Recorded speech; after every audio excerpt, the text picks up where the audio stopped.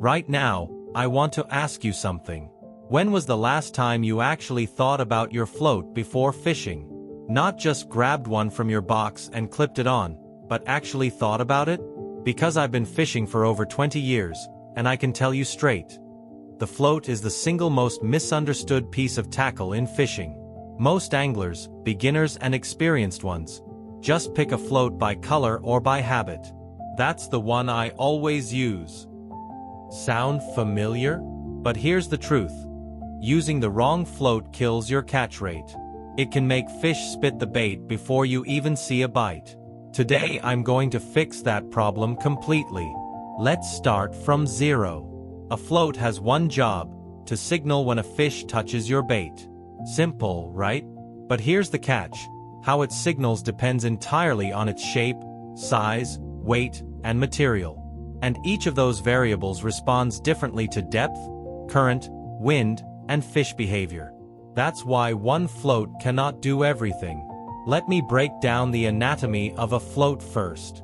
Every float has a body, that's the buoyancy chamber, a stem, which gives stability, a tip, which you watch, and an eye or ring, where your line attaches.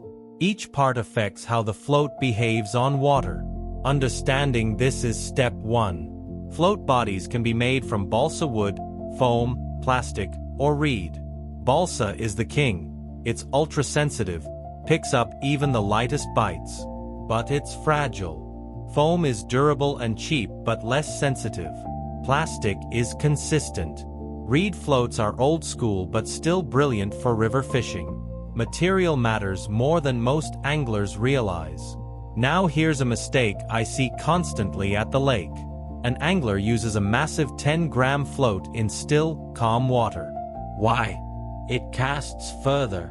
Sure it does. But that heavy float needs heavy shotting to cock it properly, which means the bait sinks fast and hits the bottom hard, spooking the fish. Depth control is gone. Sensitivity is gone. The golden rule of float selection.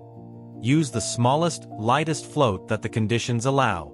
This gives you maximum sensitivity, minimum disturbance, and the most natural bait presentation. I call this the invisible approach. The fish should feel zero resistance when it takes your bait. Let's talk about the 3 main float families. First, wagglers. Second, stick floats. Third, pole floats. These are not interchangeable. Each was designed for a completely different situation. Most anglers own all 3 but use them randomly. Let me give you the rules. Wagglers. These attach at the bottom only, through a ring at the base.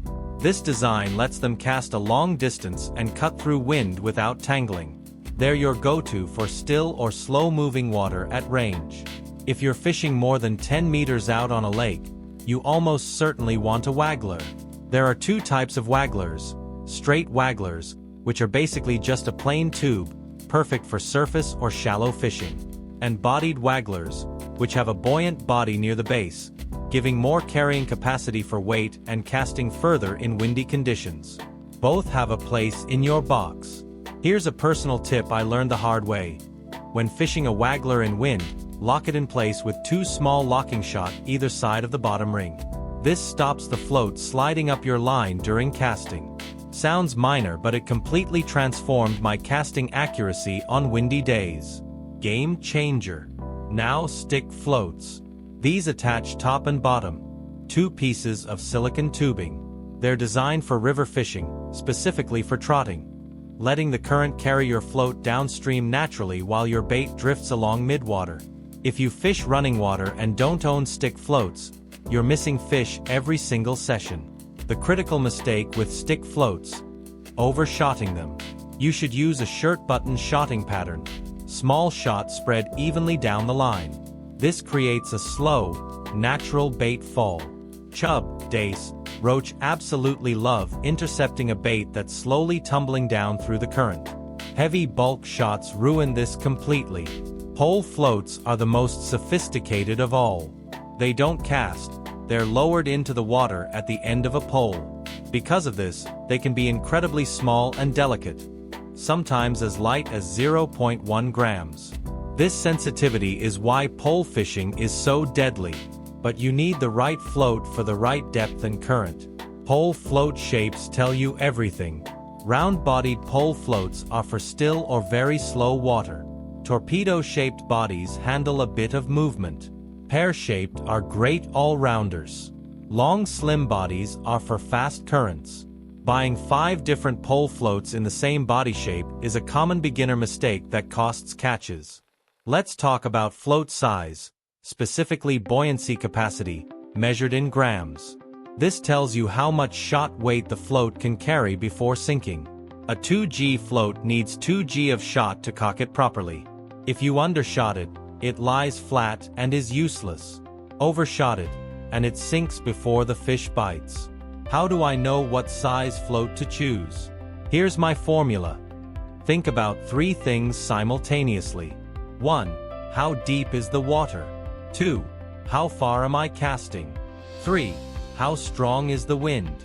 Deeper water plus more distance plus stronger wind equals bigger float needed. Simple, but most anglers only think about one of these. Water depth is actually the biggest driver of float size. I fish a lot of canals, very shallow, sometimes just 4 feet deep. On a canal, I'd rarely use anything bigger than a 4 by 10 stick float or a 0.5 G pole float. But on a deep gravel pit with 15 feet of water, I need a bigger float just to get my bulk shot down to the right depth in time. Let me talk about float tips, the colored top section you actually watch. In calm, clear conditions, use a thin, fine tip for maximum sensitivity. In choppy or windy water, use a thicker, more visible tip. Here's a real hack. I sometimes swap the tips on my pole floats using silicone sleeves to match the conditions on the day. Color of the float tip seems trivial. It's not. Bright orange or red is easiest to see at distance in normal light. Yellow is brilliant in low light, dawn or dusk. Black works surprisingly well when the sun is directly in your eyes because it contrasts against the glare.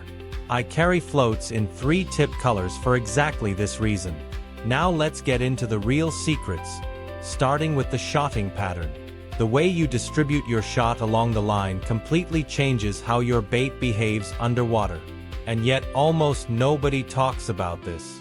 The float is just the indicator. The shot is the mechanism. Get the shotting wrong and even the perfect float won't help.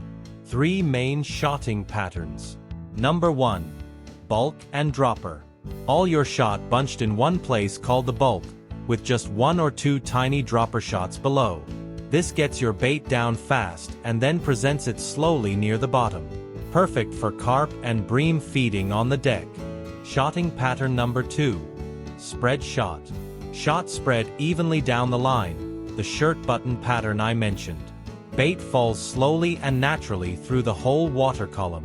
Brilliant for roach, rudd, and perch that often feed at different depths, not just on the bottom. If fish are hard to catch, try spread shot first.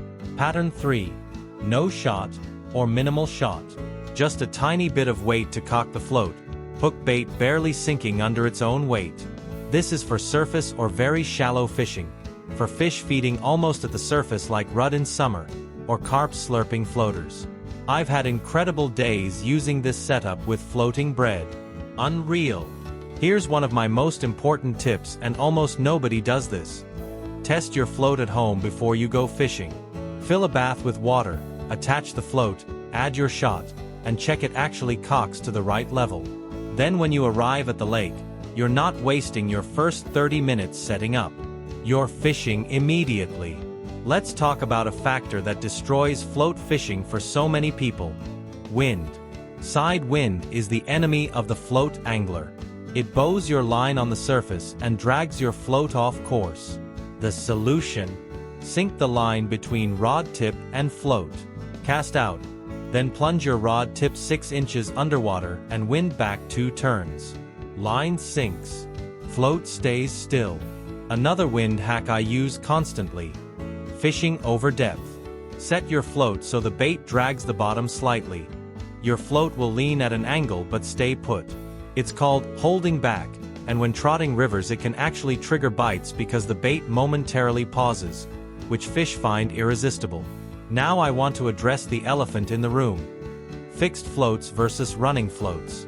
A fixed float is attached at top and bottom. The line doesn't move through it. A running float has a ring the line runs through freely. Running setups are for fishing deep water beyond the rod length. Most beginners don't know this distinction and fish the wrong setup entirely. A sliding float setup uses a stop knot, a tiny knot tied on your line at the exact depth you want to fish. The line runs freely through the float until the knot hits the float ring and stops it. This lets you cast even when the depth is 20 feet, because your hook and float collapse together during the cast. Pure elegance when it works. My stop knot tip. Use power gum or elastic instead of line. It grips better, moves through the rod rings smoothly, doesn't damage the line, and you can reposition it with your fingers while at the waterside to change depth quickly. I've been using this system for 15 years. Never had a stop knot fail. Plumbing the depth. This is crucial and underused. Before you start fishing, use a plummet weight clipped to your hook to find the exact bottom depth. Set your float slightly over depth, then move it up until the bait just touches the bottom. Knowing your exact depth means you're fishing in the zone from cast 1. Don't skip this. Let me tell you a personal story. Years ago I was fishing a match on the River Severn. Kept getting beaten by the peg next to me. Same bait, same depth. Couldn't understand it. Finally watched him closely and realized he was using a wire-stemmed float. Massively more stable in current than my balsa-stemmed one. Switched. Started catching. Won the section. Float stems. Let's go deep on this. Balsa or cane stems make the float ride higher in the water and are more buoyant. Wire or carbon stems make the float more stable and self-righting. They sink slightly. For still or calm water. Balsa stem floats are more sensitive. For rivers or windy conditions. Wire-stemmed floats are far superior. Here's a nerdy trick that works incredibly well. In winter, use a float that's more buoyant than you'd normally choose, because cold water is denser than warm water. Your same float and shot combination that worked perfectly in August will sit differently in January. A slight adjustment to shotting cures this. Worth knowing. Now let me talk about float selection for specific species. Roach. Delicate, sensitive float, thin tip, slow falling bait, spread shotting. Bream. Stable flat calm float fished on the bottom. Wait for it to lay flat. That's the bream bite. Perch. You can use slightly bigger floats because perch hit hard, they'll drag it under fast. Tench fishing and float selection. This is special. Tench are notorious for sending up strings of tiny bubbles and giving lift bites. The float actually rises in the water before going under. To maximize this, fish slightly over depth with a crow quill style float. When the tench picks the bait up off bottom, it lifts the shot and the float rises. Magical sight. Carp and float fishing. Underrated combination. Most people think carp equals bolt rig. Not always. Stalking carp with a float is some of the most exciting fishing there is. Use a peacock quill or loaded waggler, light shotting, bread or dog biscuit on the hook. The take is violent and visual. I've shaken after carp float sessions. Addictive. Chub love a stick float in a river. Here's my method. Loose feed maggots upstream of where you're fishing. Let your float trot downstream naturally with maggots on the hook. Do this 20 times and the chub will start intercepting the float earlier and earlier each trot. They're competing for the food. By trot number 30 you're getting bites every cast. Let's talk about peacock quill floats. One of the most beautiful and effective floats ever made. Literally made from peacock feathers. They're incredibly buoyant, sensitive, and versatile. A peacock waggler is my all-time personal favorite for canal fishing. The natural material has a springiness that synthetic floats can't match. Old school but deadly. I want to bust a myth right now. Expensive floats are not always better. Some of my best session fish have come on floats I bought for 30 cents. What matters is having the right type of float for the conditions. not the most expensive one. Spend your money on variety and quantity of float types, not on gold-plated premium versions. Float storage and organization. This matters more than people think. Jumbled floats in a box get damaged. Tips snap. Bodies crack. I use a foam insert box where each float sits in its own slot. Takes 5 minutes to organize. But it means I can grab the exact float I need in 10 seconds without searching through a tangled mess. Here's a float maintenance tip almost nobody does. After every session, rinse your floats in fresh water and dry them before putting them away. Salt from sweat or minerals from the lake water degrade the paint and materials over time. A float that's cared for lasts a decade. A neglected one lasts one season. Simple habit, big saving. Let's talk float fishing in winter. Conditions change everything. Cold fish move slow and feed delicately.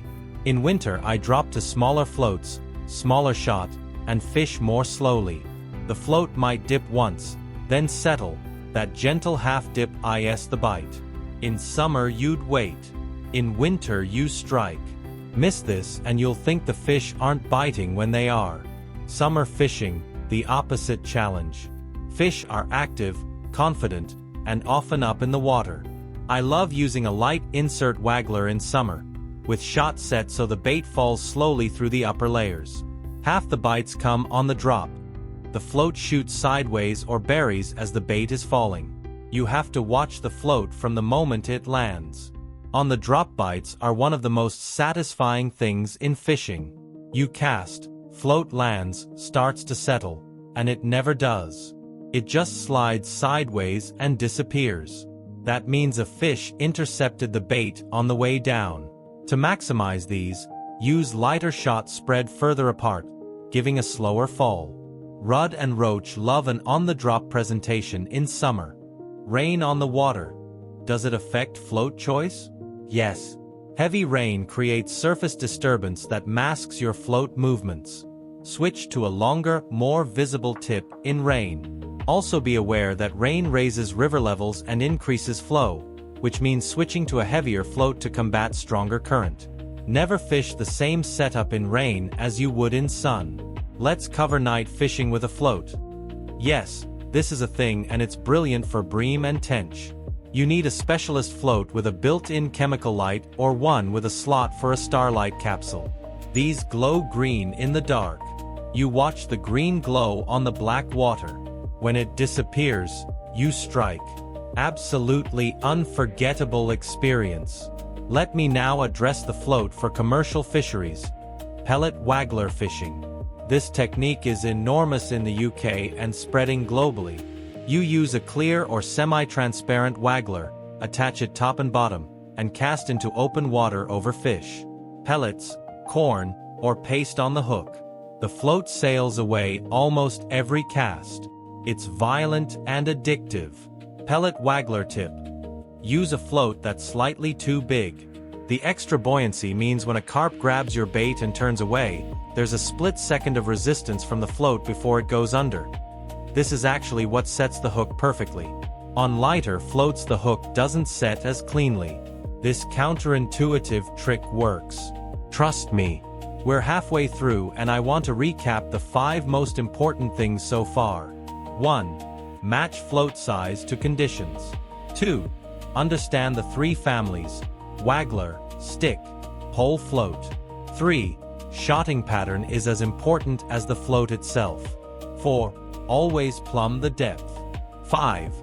Use the lightest float conditions allow. Write these down if you're serious about improving. Now let's go into advanced territory, adjusting your float to read what the fish are doing. If you're getting lots of tentative dips that don't develop into full bites, fish are mouthing the bait and ejecting it. Solution: either move the bulk shot closer to the hook, or switch to a more sensitive tip. You're feeling resistance. They're spitting the bait. Conversely, if your float is sliding completely under every time but you strike and miss, you're fishing the wrong depth. The fish are taking the bait and moving forward, creating slack. Shorten the depth setting by 6 inches and try again. If you still miss, shorten more. depth fine-tuning has saved many sessions I'd otherwise have blanked on. One of the best float fishing tricks I know, the lift method for tench. Set the bait dead on the bottom with a large shot 4 to 6 inches from the hook. Your float sits slightly under the correct depth mark, loaded. When a tench lifts that bottom shot, the float rises visibly. Strike when it's fully upright. Hooks the fish perfectly every time when it works. Let's talk about canal fishing floats specifically. Canals are unique. Shallow, narrow, often clear, with constant boat traffic causing undertow. I use a slim pencil-shaped float, 4x12 or 4x14, for most canal work. It cuts through boat wakes better than a round-bodied float. The slim profile also causes less surface disturbance, which matters in clear canal water. Boat traffic hack for canal floats. Just before a boat passes, hold your rod higher and lift the float and line off the surface. Let the wave from the boat pass underneath without disturbing your rig. Lower it back down gently. Your shotting and depth is preserved. Most anglers just reel in and recast. That's 3 minutes of lost fishing time per boat. Let me share my float box contents for a typical mixed fishing session. I carry 2 clear pellet wagglers in different sizes, 3 bodied wagglers in various weights, a selection of stick floats, 4x8, 4x10, 4x12, 6 pole floats in different body shapes and tip sizes, and always, 2 crow quill floats for stocking. That's enough for any situation. Here's something counterintuitive about float fishing. Sometimes not feeding is the right move. If the fish are preoccupied with loose feed, they're head down eating free offerings, not your hookbait. On hard-fished venues, try just a single hookbait with no loose feed. The float method then becomes a roving search. Move every 10 minutes until you find fish. Polarizing glasses, absolutely essential for float fishing, not just for reducing glare but for watching your float more clearly. Quality polarized glasses cut the surface reflection so you can see your float tip with perfect clarity even in bright sunlight. The difference is remarkable. I consider them more important than an expensive float. Non-negotiable kit. Pole fishing floats. Let me go deeper. When pole fishing, you're directly above your float with no line between float and rod tip except a short elastic section. This means you can use floats that are ridiculously small. I've caught fish on 0.1 G pole floats, the size of a matchstick. That kind of delicacy is impossible with rod and reel. Pole float rigs. I pre-make mine at home. Cut line to length, thread float, add shot in the pattern I want, tie hook, wind onto a winder. At the waterside, I just attach it in seconds using a loop-to-loop connection.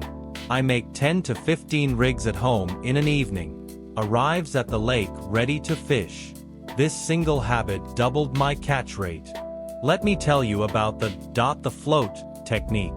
This is when you add or remove shot until the float tip is sitting so low in the water that only a tiny dot, 1 millimeter, is visible. Any movement at all registers immediately. This is pure maximum sensitivity. Takes patience to set up. But when fish are being very finicky, this is what unlocks bites.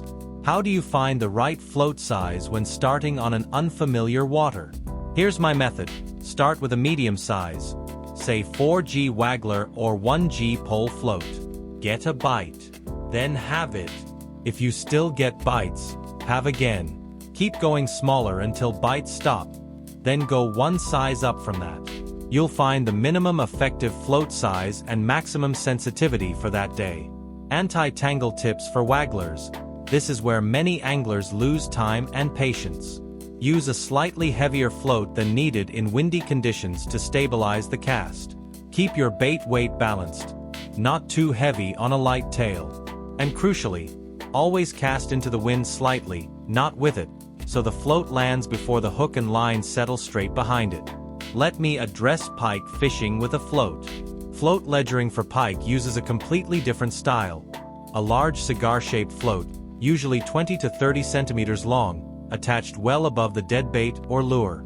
This keeps the bait off bottom and shows even the slightest take. Pike bites are dramatic. The float moves off slowly at first, then accelerates. Electrifying to watch. The two-float rig. An advanced technique almost nobody knows about. Used in fast rivers, you put a large float 3 feet above a smaller float. The big float controls the trot and takes the current's force. The small float sits closer to the bait and gives bite sensitivity. You watch the small one for takes. I learned this on the River Wye and it transformed my dace fishing. Float choice for sea fishing. Yes, floats work in the sea too. Pier fishing for mullet, mackerel, and bass often uses a float to present bait at the right depth in the current. Sea floats are generally bigger and more brightly colored, but the same principles apply. Lightest float for the conditions, correct depth, right shotting pattern. Fish don't care if it's fresh or saltwater, they care about natural bait presentation. Let's talk about float fishing for trout in streams. Small stream fishing with a float is pure magic. Use a tiny balsa stick float or even a simple piece of peacock quill. Natural current carries it through pools and runs. A small worm or nymph on the hook. Wild brown trout will nail it without hesitation. This is how generations of anglers fished before lures and flies dominated trout fishing. Here's an often ignored variable. Line diameter above the float. Using thick mainline above your float creates massive wind resistance and drag. I use 4 pounds mainline to the float, then a finer hook link below. Thinner line above the float means it sits better on the water, cuts through wind, and the float behaves more naturally. Sounds technical, but it makes a real difference. Match fishing and float choice. Competitive anglers obsess over this for good reason. In match fishing, fractions of a pound decide places. The ability to rapidly switch between a pole float for fishing close and a waggler for fishing far, often mid-match as you discover where fish are, is a skill that separates good match anglers from great ones. Reading the float is an art form. Different bites look different. A slow slide under means a fish has taken the bait and is moving away confidently. A sudden stabbing dip and rise means the fish pecked the bait and dropped it. A sideways drift means a fish has taken it and is moving laterally. A full lift is a tench or bream picking up the bottom shot. Learn the language of your float. Strike timing, the most argued topic in float fishing. Strike on the first indication or wait. My rule: for small delicate fish like roach, strike on the first positive movement. For bigger fish like carp, let the float go under and count 1 second before striking. For tench lift bites, strike the moment the float is fully upright. There's no single answer. It's species specific. Let's talk about feeding rhythm and how it relates to your float. When float fishing, feed little and often. A few maggots every 30 to 60 seconds is better than a big handful every few minutes. Constant trickling of feed keeps fish in the swim, looking upward for food, and competing with each other. This competitive feeding makes them less cautious and more likely to take your hook bait. Ground bait and float fishing. Perfect combination, especially for bream and tench. Introduce balls of ground bait at the start of your session to create a feeding area on the bottom. Then float fish over the top. The ground bait attracts and holds fish. Your float-presented hook bait catches them. 2 balls at the start. Then top up every hour. Don't overfeed. Float fishing from a boat. Completely different skill. The boat moves, so you need heavier floats to anchor in position or drift with a very deliberate technique. I love drifting a float when boat fishing on a Scottish loch for trout. Let the wind push the boat, trail a float 10 meters behind, cover vast areas of water. Nothing like it for wild loch trout. Let me give you a checklist for choosing a float before you fish. Ask yourself, still or moving water? Far or close? Windy or calm? What depth? What species? What bait? Going through this list in 30 seconds at the waterside means you always start fishing with the right float. Print this list out and put it in your tackle bag. Do it now. Let's talk about feeding rhythm and float fishing as a complete system. When float fishing, feed little and often. A few maggots every 30 to 60 seconds is better than a big handful every few minutes. Constant trickling of feed keeps fish in the swim, competing with each other. This competitive feeding makes them less cautious and more likely to hit your hook bait hard. Let's talk about float fishing in clear water. This demands special attention. Fish can see everything in clear water. Use fluorocarbon hook links below the float. They're nearly invisible underwater. The float itself should be a natural or transparent color if possible, not fluorescent. And approach the water quietly.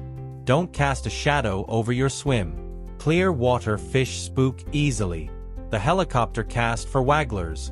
Advanced technique for windy days. Instead of casting overarm, you cast the waggler in a helicopter spin, holding the line and spinning the rod to build momentum, then releasing. It punches through headwinds like nothing else. Takes practice, but once you've got it, you can hit a dinner plate-sized patch of water at 30 meters in a crosswind. My top lake session float fishing setup that catches on almost any still water. A 4G insert waggler, locking shot either side, bulk shot at 2/3 depth, single size 10 shot as dropper, size 14 hook, 4 pounds mainline, 3 pounds hook link. Maggot, corn, or pellet. Float set to fish 1 inch over depth so bait just touches bottom. This catches everything from roach to carp. It's my desert island rig. Let me talk about reading swim disturbance and what it tells you about float choice. Bubbles on the surface? Fish actively feeding on the bottom. Fish over those bubbles at bottom depth. Surface swirls? Fish up in the water. Fish shallow. Mud clouds? Big fish stirring the bottom. Your bait should be right on the deck. The water tells you where to fish before you even set up. I want to address the huge mistake of fishing the wrong depth. I see anglers set their float at the same depth all day, even as fish move up in the water column in the afternoon sun. Fish are not static. They move. Your float depth setting should change throughout the session. Check different depths every hour. I've saved blank sessions by simply moving my float up 18 inches. Here's a golden afternoon session tip. In hot weather, fish move to deeper, cooler water during the middle of the day. Move your float to the deepest part of your swim during 11 a.m. to 3 p.m. Then as evening approaches and water cools, they'll come back up and towards the margins. Shallow float in mornings and evenings. Deep float in the middle of the day. Fish the thermocline. Now, float fishing records and why they matter. The world record for any species on float tackle reads like a fantasy. Float fishing for carp has produced fish to 50 lb+. Float fishing for barbel has produced fish over 14 pounds. The method isn't just for small fish, it's devastatingly effective for big ones too, because a naturally presented bait on a correctly adjusted float fools the wariest fish. As we approach the end, I want to give you my single most important piece of advice about floats. Stop buying random floats. Start with purpose. Before your next purchase, ask, what fish, what water, what conditions am I targeting? Then buy specifically for that. Build a deliberate collection of perhaps 20 to 30 floats across all the key types. You'll catch more fish with 30 right floats than 300 wrong ones. Let me share one final personal story. My best ever days fishing, 80 pounds of bream on the pole on a big Irish loch, came because I spent 20 minutes at the start picking and tuning the exact right pole float. 0.3 G, wire stem, pear body, long bristle tip. Perfect for the calm, deep water. My friends who just grabbed any float, they caught a quarter of what I did. That float choice was worth 60 pounds of fish. Float fishing is a living art form. There's always more to learn, more refinements to make, more situations you haven't encountered yet. Every water teaches you something new. Every species has its quirks. But now you understand the foundation. Types, sizes, shotting, depth, reading bites, matching conditions. You are genuinely in the top 10% of float anglers already just for watching this far. In winter, never underestimate how much temperature changes your setup. Cold water slows everything. Fish metabolism, bait movement, and the way your float cocks. Take 5 extra minutes at each winter session to replumb depth and retune your shotting from scratch. What worked last week may not work today after a cold front. Always reset. Never assume. One more advanced trick before we finish. Try fishing 2 rods with different floats simultaneously when the rules allow. One shallow, one deep. One close, one far. The rod that gets the first bite tells you exactly where and at what depth the fish are feeding that day. You've turned 2 rods into a scientific instrument for reading the water. Think about your float as a communication device between you and the fish. Every tiny movement it makes is a message from underwater. The more you understand that language, the dips, the lifts, the sideways drifts, the slow slides, the more fish you'll catch. Float fishing rewards attention and patience above everything else. That's everything. 90 chapters of float fishing knowledge that took me 20 years to collect. If even one tip today puts a fish in your net that you'd have otherwise missed, this video did its job. Now please hit that like button right now. It takes 1 second and helps this channel reach more anglers who need this. And subscribe and hit the bell so you never miss a video. I'll see you on the bank.